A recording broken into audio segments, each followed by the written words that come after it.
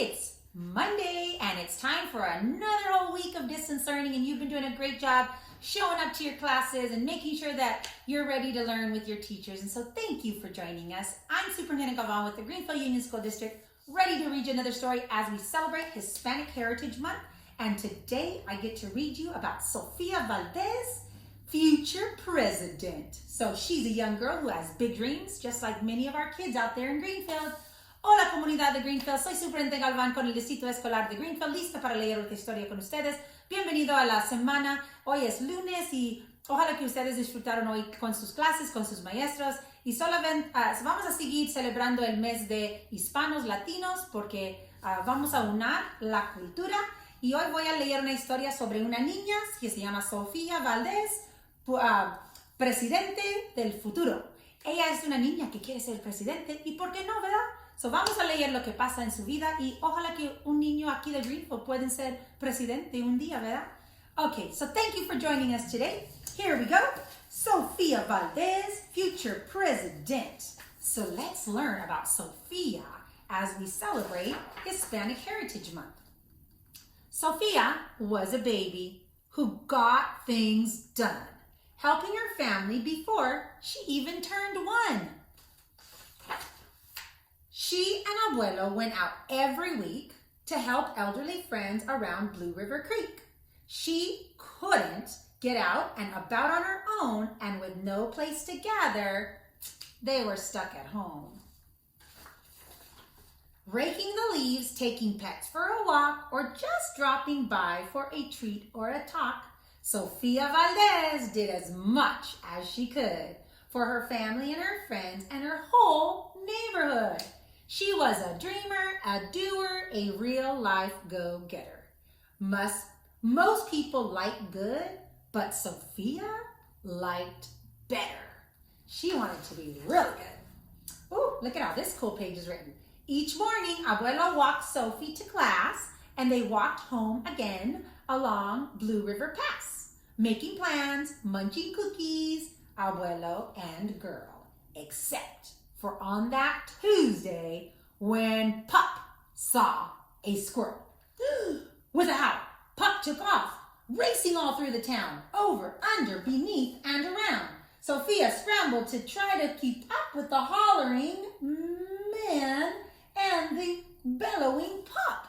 Oh no, her dog saw a squirrel. Big trouble, guys. Up the squirrel ran to the top of a hill made of leftover junk for the local landfill. They reached the tip top of that mountain of trash, which jiggled and broke with an ear-splitting crash. Ouch, cried Abuelo. He struggled to stand. A dangerous mess, he said, grasping her hand. The next day, Sofia walked to school solo, but it wasn't the same without her Abuelo. This is not right, she said, who glared at the mountain trash shore and got an idea. The very next morning, at 1:30, she planted a sign on front of the lawn. She stood back and smiled, and Pup gave a bark. Get rid of Mount Trashmore! Let's build a new park, she said.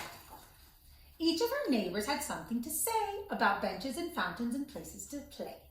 Meeting spots, gardens, a basket for bees, a rubber duck pond, and a kiosk for cheese. She drew every thought on her map of the park, which was perfectly perfect by 1/4 till dark. She drifted to sleep in her soft, cozy bed. Then, bam, she woke up when a thought smacked her head. Her heart skipped a beat as she realized each one of her neighbors had said, hey, let me know when it's done. They all thought Sofia could build it alone. But how could one girl do so much on her own? The weight of that thought made her tender heart ache as a night thunder growled and she laid in bed awake. Then dawn brought a storm and the gloomy sky wept and the heart-sick Sofia finally slept. Abuelo baked cookies, and when Sophie got up, he gave her a bag full and sneaked one to Pup. He blinked back a tear as he hugged his Sofia for courage, he whispered. Te amo, mi vida. Sophia's knees knobbed and they wobbled. She felt weak inside. She looked at his ankle and quite nearly cried. Thought she never be brave or courageous at all. Sofia Valdez did it anyways and went to face City Hall. And there she is, walking to City Hall. We have Greenfield City Hall here, where decisions are made. The mayor's office sent her to room 401, the Blue River Creek Department of Fun, which sent her downstairs to room 302, to the office of duck ponds and cool things to do. And then to the office of the monkeys, and then the Department of Cheese, then the Division of Fountains of Meetings and Bees. Then they sent her to the basement, so musty and cramped, where all of the town's papers were sorted and stamped. And that's where the clerk finally said what no one else did. Excuse me, you can't build a new park. You're only a kid. What? The word smacked Sophia deep down in her heart. Her plan was kiboshed, which means squashed, before it could even start. I think, said Sophia, I think that law is wrong. But her second grade voice didn't sound very strong. The clerk said, clearly, it cannot be done. Do you have any questions? Sophia said. Yes, I have one.